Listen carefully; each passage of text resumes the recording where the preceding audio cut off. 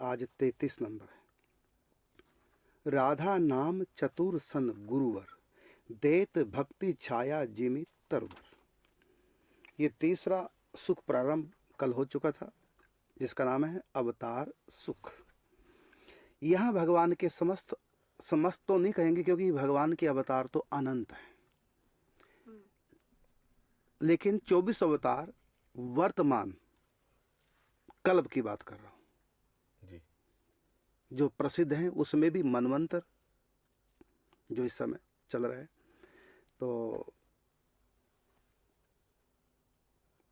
प्रसिद्ध 24 अवतार हैं, जबकि अवतार कितने हैं? अनंत। हरि अनंत, हरि कथा अनंता, बहुविधि कहहि सुनहि सब संता। अनंत अवतार हैं। जितने भक्त अब तक हो चुके हैं गणना नहीं कर पाएंगे। प्रत्येक भक्त के लिए भगवान ने अवतार लिया, और एक एक भक्त के लिए कई कई अवतार लिए, और नाना रूपों में। जब जब हो ही धर्म कै हानि, बाढ़ही असुर अधम अभिमानी, तब तब प्रभु धरी विविध शरीरा, हर ही कृपा निधि सज्जन पीरा। विविध शरीरा मतलब अनेक प्रकार के शरीर। ये नहीं कि मनुष्य रूप में ही परमात्मा आएंगे। नामदेव के लिए देखो, कुत्ते से भगवान प्रकट हो गए, कहीं गधे से भगवान प्रकट हो गए, सब रूप में, नरसिंह के रूप में प्रकट हो गए। मत्स्य अवतार मछली के रूप में, कच्छप अवतार कमठ अवतार कछुए के रूप में आ गए, वराह अवतार शुक्र के रूप में आ गए, मोहिनी अवतार नारी के रूप में आ गए। तो ये 24 अवतार तो वर्तमान मनवंतर में कल्प में प्रसिद्ध हैं, बाकी अवतार तो अनंत हैं। हरि इसलिए कहा हरि अनंत, हरि कथा अनंता। लेकिन वर्तमान में जो प्रचलित 24 अवतार हैं, उन्हीं 24 अवतारों का ये सुख प्रारंभ हुआ है। इसका नाम अवतार सुख। तो इसमें हंस अवतार का किया था। हंस अवतार ने जो काम किया वही राधा नाम करते हैं। हंस अवतार ने क्या किया? रस भक्ति की स्थापना की। तो राधा नाम जपो, आपके भीतर रस भक्ति की स्थापना हो जाएगी। हंस भगवान का अवतार का काम राधा नाम कर देगा। इसी प्रकार हयग्रीव अवतार लेकर घोड़े का मुख, ये वर्तमान कल्प का अवतार नहीं है ये पूर्व की सृष्टि का अवतार है। ऐसी अजित अवतार ये 24 अवतारों में नहीं आता, ये पूर्व की सृष्टि का अवतार है। ऐसी प्रश्नि गर्भ अवतार ये 24 अवतारों में नहीं है। भागवत में नाम तो आया प्रश्नि गर्भ जी, लेकिन ये अवतार इस कल्प का नहीं, प्रलय से पहले की सृष्टि का अवतार है। सुतपा और प्रश्नि ये पति पत्नी थे, इनके घर में भगवान ने प्रश्नि गर्भ के रूप में अवतार लिया था। वसुदेव देव की तीसरे जन्म पहले पूर्व की सृष्टि में, मतलब भगवत धाम की प्राप्ति करने के लिए इन्होंने कितना समय लगा बताओ। पूर्व की सृष्टि में भी ये थे, सुतपा और प्रश्नि के नाम थे, तब भी उद्धार नहीं हुआ। अब की बार हो गया अंतिम जन्म। क्यों नहीं उद्धार होता? भगवान के सिवा जब तक हम और कामना करेंगे तब तक कोई माई का लाल हमारा उद्धार नहीं कर सकता। चाहे गुरु के रूप में ब्रह्मा जी आ जाए जिनके मुख से 4 वेद प्रकट हो गए, गुरु के रूप में चाहे श्री कृष्ण आ जाए जिनके मुख से गीता जी प्रकट हुई है, गुरु के रूप में चाहे महावाणी जिनके प्रकट जिन्होंने की है, हरिप्रिय सखी के अवतार जगत गुरु श्री हरिव्यास देवाचार्य जी महाराज, वो आ जाए गुरु बनकर। और श्री कृष्ण का गुप्त अवतार श्री चैतन्य महाप्रभु आए हैं, तब भी हमारा आपका उद्धार नहीं हुआ। और मैंने एक प्रमाणित ग्रंथ में पढ़ा कि उनके भी कई लोगों का उद्धार नहीं हुआ, उनको अगला जन्म लेना पड़ा। यहां तक कि एक को तो ऐसा त्याग दिया, आत्महत्या कर ली उसने, लेकिन अपन आया नहीं। अपराध किया। क्या अपराध? जब मैंने कहा था स्त्री के हाथ से भिक्षा नहीं लेना, तुमने भिक्षा ली क्यों? वो तो नारी शब्द नहीं बोलते थे महाप्रभु जी, और अपने शिष्यों कहते नारी शब्द भी नहीं बोलना। प्रकृति कह दो। क्योंकि सबसे बड़ी दुश्मन है नारी साधना में। और नारी बुरा ना माने, नारी के लिए भी सबसे बड़ा दुश्मन है पुरुष साधना में। इस दोनों की बात है, लेकिन एक बात में दोनों बातें आ जाती हैं। गृहस्थ हैं तो अपनी पत्नी ही अपनी पत्नी है, बाकी हर स्त्री माँ बहन बेटी के समान है। जैसे हम लोग संत हैं, हमारे लिए हर नारी माँ बहन बेटी के समान है।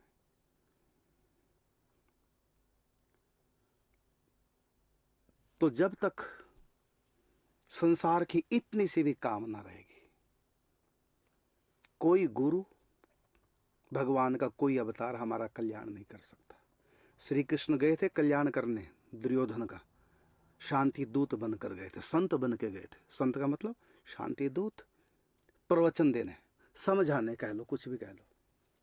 प्रवचन देने गए थे, समझाने गए थे, समझा दिया, समझ गए दुर्योधन। वो रावण को समझाने गए थे हनुमान जी, समझा दिया हनुमान जी ने रावण को, समझ गए रावण। जब तक संसार की कामना रहेगी, कोई किसी का उद्धार नहीं कर सकता। इसलिए दिल से निकाल डालो संसार को, क्योंकि तुम्हारा सबसे बड़ा दुश्मन है। संसार की कामना सबसे बड़ा दुश्मन है। जो व्यक्ति कामना हृदय में पाल के रखता है वो आत्महत्यारा है। एक बार नहीं, 84 लाख बार मरेगा, 84 लाख बार जन्मेगा और नाना प्रकार के कष्ट भोगेगा। इसलिए संसार को निकाल दो, चाहे तो बिना भोगे निकाल दो, चाहे भोग के निकाल दो, लेकिन निकालना पड़ेगा, संन्यास लेना पड़ेगा। संन्यास का मतलब त्याग। बिना संन्यास के बता दो आज तक किसी को भी भगवत प्राप्ति हुई या शांति मिल गई हो, सुख मिल गया हो? सब परेशान है। इसलिए जितना जल्दी हो सके भाव कर लो, हमें भगवान के सिवा कुछ नहीं चाहिए। क्या रोटी भी नहीं चाहिए? तो मैं कह चुका हूं पहले से, रोटी जरूरत है, कामना नहीं। हाँ, स्वाद ये कामना है, जरूरत नहीं। स्वादिष्ट मिले ये कामना है, और शरीर को तंदुरुस्त रखने के लिए अच्छा भोजन मिले ये कामना नहीं, ये जरूरत है। दवाई कामना नहीं, जरूरत है। कमाना कामना नहीं, जरूरत है। कमाओ, सबको कमाना चाहिए, सबको खाना चाहिए। कमाओ, खाओ, दूसरों को भी खिलाओ, इसको कामना नहीं कहते। सिर ढकने के लिए छत चाहिए, ये कामना नहीं, ये जरूरत है। लेकिन पड़ोसी की कोठी जैसी वैसी मेरी बने, ये कामना है। तो कामना में आवश्यकता में बहुत अंतर है। आवश्यकता तो भगवान सबकी पूरी करेंगे। जेल में क्या हमारी आवश्यकताएं पूरी नहीं करती सरकार? हम कितने भी बड़े अपराधी क्यों ना हों, हत्यारे हों, हमको उम्र कैद मिली है, तब भी हमारी आवश्यकताएं सरकार पूरी करेगी। रोटी, कपड़ा, मकान, बोरी, बिस्तर, बीमार पड़ गए तो दवाई, सब कुछ काम हमारी इच्छा पूरी करे ना। लेकिन कामना नहीं करेगी, कामना पूरी नहीं होगी, कोई कर ही नहीं सकता। भगवान भी किसी की कामना पूरी नहीं कर सकते, अधूरी रहेंगी। खूब तरसाया है तेरी ख्वाहिशों ने ही तुझे, इसलिए दिल तू भी इनको कुछ तरसती छोड़ दे। गैर मुमकिन है ये दुनिया अपनी मस्ती छोड़ दे, इसलिए दिल तू ही ये बेकार बस्ती छोड़ दे। यदि कामना करनी है उसको भक्ति कहते हैं। ऐसी कामना को भक्ति कहते हैं। क्या? सोना माँ दरबार होवे, एक तू होवे, एक मैं हो। भगवान के लिए करो जो करना है, भगवत प्राप्ति के लिए करो जो करना है। पूज्य श्री सेठ जयादयाल गोंदका जी ने कामना की थी, ऋषिकेश में गंगा के तट पर स्वर्ग आश्रम में सुंदर स्थान बने। 4 महीने प्रतिवर्ष गर्मियों में, छुट्टियों में सब लोग आए, गंगा जी का भी पुण्य लें, तीर्थ का वास हो, गंगा जी पर सबका स्नान हो, प्रतिदिन सत्संग सुने। इसके लिए लाखों नहीं करोड़ों रुपया चाहिए था। इकट्ठा किया और बना दिया। आज भी देखो 4 महीने में कार्यक्रम चलते हैं। सस्ते में लोगों के पास धार्मिक पुस्तकें पहुंचे, छपें और पहुंचे, उसके लिए फिर व्यवस्था हुई है। सेठ जी ने कर दी व्यवस्था, गीता प्रेस की स्थापना कर दी। अब इसको कामना नहीं, ये क्या है? आवश्यकता भी नहीं, ये भक्ति है। अब मैं कामना आवश्यकता से आगे जा रहा हूँ, तुम अभी पिछले स्टेशन पे पड़े हो जी। ये भक्ति है, ना ये कामना है ना ये आवश्यकता। उसको कहते हैं जिसके बिना रहा नहीं जा सकता। ब्रोटी, ये आवश्यकता है, ये भक्ति है। हाँ, ये तो भक्ति है भगवान को पाने के लिए। और जो आश्रम बनाया था वो भी भक्ति है। भक्ति, ये तो भगवान के लिए कुछ भी करो, भक्तों के लिए कुछ भी करो, गौ माता के लिए कुछ भी करो, संतों के लिए कुछ भी करो, ये सब भक्ति है। अपने उद्धार के लिए करो, अपने उद्धार के लिए करो फिर भक्ति नहीं, ये ध्यान रखना। अपने उद्धार के लिए करेंगे तो भक्ति नहीं है जी। क्योंकि अपना उद्धार जो किया है, भक्ति तो कहते हैं प्रेम को, भगवान से प्रेम। हम तो अपने उद्धार के लिए कर रहे, भगवान के लिए क्या कर रहे हैं? भगवान को क्या मिलेगा हमारे उद्धार से? दुख से हम छूटेंगे, 84 से हम छूटेंगे, भगवान थोड़ी छूटेंगे। भगवान को क्या मिलना हमारे उद्धार से? भगवान को क्या सुख मिलेगा? और नहीं हमारा उद्धार हुआ तो भगवान को क्या दुख मिलेगा? भगवान के सेहत पे कोई असर नहीं, उद्धार हो चाहे ना हो।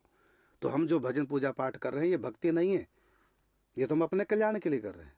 लेकिन हाँ, यदि हम भगवान के लिए कर रहे हैं, प्रभु को रिझाने के लिए कर रहे हैं, ये भाव आ गया, अब ये भक्ति बन गया। फिर तो कुत्ते को रोटी खिलाना भी भक्ति है। यदि दूध के लिए गाय को घास खिला रहे हो तो भक्ति नहीं है, ये तो स्वार्थ है। भक्ति का अर्थ जो भगवान के लिए की जाए।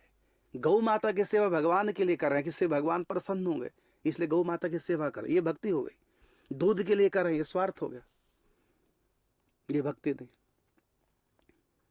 लेकिन स्वार्थ के लिए ही सही गौ माता की सेवा तो हो ही जाएगी ना। भक्ति भाव के बिना कर लो कोई बात नहीं, पुण्य तो हो ही गया। तो जब तक संसार की कामना रहेगी, जैसे हम ये ब्याह वाला कुंज बना रहे हैं, किस लिए बना रहे हैं? गीता में भगवान ने कहा भक्ति का जो प्रचार करते हैं वो मेरे सबसे उत्तम भक्त हैं, प्रियाकृतम कहा भगवान ने।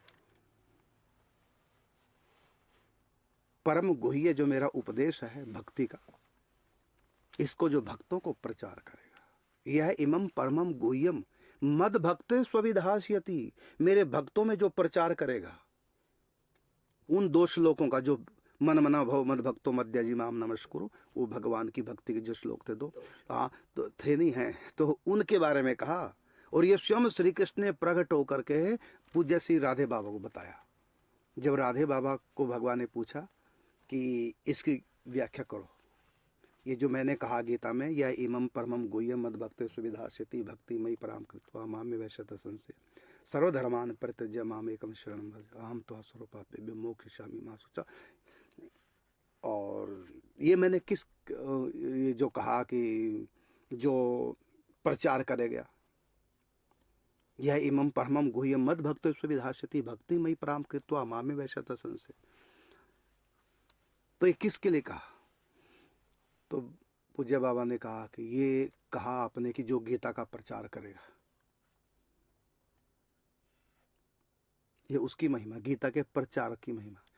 कहना जो अर्थ आप बता रहे ये भी है, लेकिन इसका तुम्हारे लिए जो असली अर्थ क्या है, तुम्हारे लिए तो यही अर्थ है इसका। ये जो मैंने कहा मन मना भव मद भक्तो मद्याजिमाम नमस्कुरु, इसके लिए कहा मैंने, इसका जो प्रचार करेगा, मतलब भक्ति का जो प्रचार करे। अब भक्ति का प्रचार अनेक प्रकार से हो सकता है, जैसे सेठ जयदयाल गोंदिका जी ने, भाई जी ने कल्याण पत्रिका गीता प्रेस के द्वारा भक्ति का प्रचार किया। कोई सत्संग कथाएं करके भक्ति का प्रचार कर रहे हैं। हमने 40 साल तक सत्संग कथा के द्वारा भक्ति का प्रचार किया, अब भी कर रहे हैं जितना बन रहा है हमसे, क्योंकि भगवान का सबसे प्रिय कार्य है। अब ये कामना नहीं, क्या अपने लिए मांगी थी 3 पग धरती? क्या भगवान को उसमें कुटिया बना के रहना था? या भगवान ने नाप करके पूरी धरती क्या अपने पास रख ली? स्वर्ग को नाप लिया, देवताओं को दे दिया। राम जी ने युद्ध किया, रावण को जीत लिया, लंका को अपना बना लिया, रख लिया लंका को अपने पास। बाली को मार करके किष्किंधा को कई राजा बन गए राम जी? नहीं। तो इन अवतारों के माध्यम से भगवान बता रहे हैं कि बिना कामना के करो। कहते सीता जी की तो कामना थी, नहीं, सीता जी की कामना होती है ना भगवान को, तो फिर वनवासिनी कैसे बना दिया? ये कर्तव्य होता है, ये कामना नहीं, ये कर्तव्य है पति का। अपनी पत्नी की सुरक्षा करें, और पत्नी की तरफ कोई उंगली उठाए तो उसकी उंगली काट दें। ये पति का धर्म है, ये कामना नहीं, ये धर्म है। तो धर्म का निर्वाह करना चाहिए निष्काम भाव से। तो भगवान ने भी अवतार लेकर के जीना सिखाया कि कामनाओं के वश में मत हो। युद्ध क्या यज्ञ करना था, सीता जी वनवास नहीं, बिना पत्नी के यज्ञ नहीं हो सकता। अब यज्ञ संपन्न कैसे हो? तो या तो विवाह करो या सीता को लौटा के लाओ। तो कर लिया भगवान ने विवाह, कर लेते या सीता जी को ले आते। स्वयं परमात्मा एक बता रहे हैं, अवतार लेकर के स्वयं चरित्र जी करके बता रहे हैं। मैं केवल पति होता, राजा ना होता, पहली बात तो सीता को भेजता ही नहीं। यदि मैं केवल पति होता तो मैं पत्नी को नहीं भेजता, लेकिन मैं इस समय पति बाद में हूं और राजा पहले। पति तो मैं एक का हूं और प्रजा लाखों की, राजा मैं लाखों का हूं। तो मुझको ध्यान किधर देना है? अपनी घरवाले की तरफ कि प्रजा की तरफ? ये आज के नेताओं को सीखना चाहिए। जा सुराज प्रिय प्रजा दुखारी, सो नृप अवश्य नरक अधिकारी। जिस राजा के कारण से प्रजा कष्ट पाती हो, राजा अवश्य नरक का अधिकारी। अपने घरवाले भले कष्ट पाए, और मैं घरवालों को भी कहना चाहूंगा, यदि अपने पति को, बेटे को, पिता को नेता बना रहे हो, अब तुम्हारा पिता पति नहीं रहा हो, पिता तो एक दो का होगा, पति भी एक का होगा, लेकिन वो जो नेता बना वो हजारों का है। इसलिए टांग न अड़ाओ, अपने संबंध के आगे आगे रख करके। जहां भी उनको जाना पड़ा जाने दो, नहीं तो फिर वो सुख ना लो, इलेक्शन ना लड़ाओ। फिर जब जीत गए तो राजा। लेकिन आजकल तो परिवारवाद है ना, अपना ही दिखता है, दूसरा दिखता ही नहीं। लेकिन राम जी राजा बन के क्या कि सबसे प्रिय नारी जिसके कारण से लंका में युद्ध किया भगवान ने, सीता जी को लाए। इतनी प्रिय नारी जिसके बिना भगवान भी रोते हैं, उस प्यारी नारी का भी त्याग कर दिया। किसके पीछे? प्रजा के पीछे। हाँ, तो पति राम ने सीता जी का त्याग नहीं किया। किसने किया सीता जी का त्याग? राजा राम ने, पत्नी का नहीं, प्रजा के एक व्यक्ति का, जिसके कारण से प्रजा दुखी है, जो अपने आप को मान दिया कलंकित।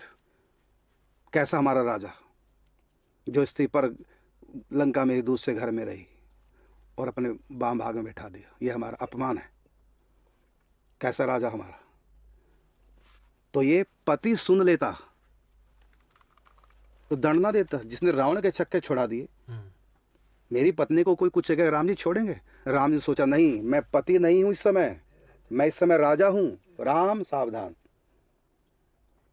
क्रोध नहीं किया, नहीं छोड़ते। और राम जी को किसी का डर था, सुप्रीम पावर है। भगवान मान के नहीं मैं बात कर रहा हूं, एक आदि राजा मान करके। कौन है राम के सिर पर?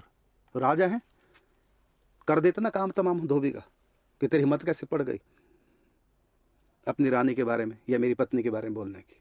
लेकिन कुछ नहीं ना कहा। सीता को वनवास नहीं बना दिया, लेकिन धोबी को कुछ नहीं कहा। यह है आदर्श भगवान राम का। पति बाद में, परिवारवाद जीरो, और प्रजा ही है हमारी हीरो। यही तो लोकतंत्र है। तो यद्यपि उस समय प्रजातंत्र था, लेकिन तब भी राम जी ने लोकतंत्र की मर्यादा निभाई, प्रजातंत्र की नहीं। लोकतंत्र का मतलब समाज जो कहेगा राजा को करना है।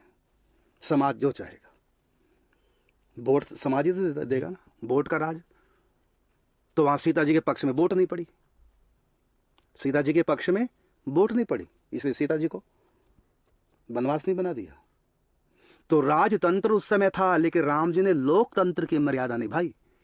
यदि राजतंत्र भगवान निभाते तो उसको दंड दे देते और सीता जी को अपने पास रखते, लेकिन नहीं। राजतंत्र में राजा मुख्य होता है और लोकतंत्र में प्रजा। जिसको प्रजा चाहेगी उसी को राजा बना देगी, और जब चाहेगी तो अब हटा दे। तो प्रजा वोट देती है ना, जिसको वोट देगी प्रजा, जिसको चाहेगी वही तो राजा बनेगा। तो लोकतंत्र अब है। तो उस समय राम जी ने भी लोकतंत्र निभाया कि प्रजा जो कहेगी वो होगा। यदि प्रजा केवल राम को चाहती है, सीता जी को नहीं, तो सीता वनवास नहीं। ये है राम जी की मर्यादा।